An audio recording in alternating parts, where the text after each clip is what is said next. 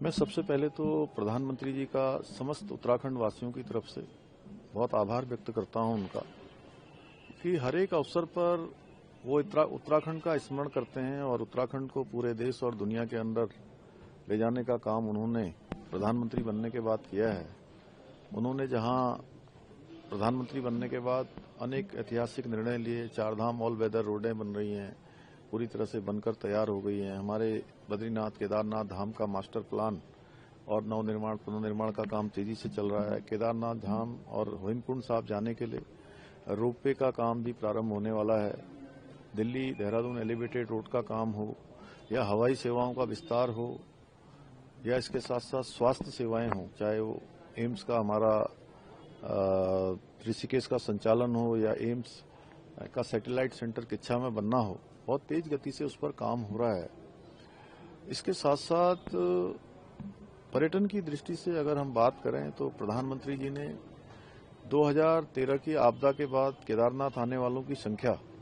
बहुत कम हो गई थी और वो संख्या हजारों में रह गई थी।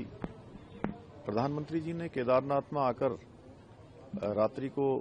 प्रवास किया, रात्रि को रुके और उसके बाद केदारनाथ में आने वालों की संख्या 25 लाख के आसपास तक पहुंच रही है। चारधाम यात्रा इस वर्ष भी देखें, पिछले वर्ष भी देखें, पहले के वर्षों में भी देखें, जिस तेज गति से बढ़ी हैं उसमें अनेक सुविधाएं जो बढ़ी हैं। प्रधानमंत्री जी का जो यहाँ से आना है, चाहे केदारनाथ आना हो, बद्रीनाथ आना हो, देश का जिसे अंतिम गांव कहा जाता था वहां आकर पहले गांव की संज्ञा देना हो, या पिछले वर्ष हर्षिल मुखवा आकर शीतकालीन यात्रा का प्रमोशन करना हो,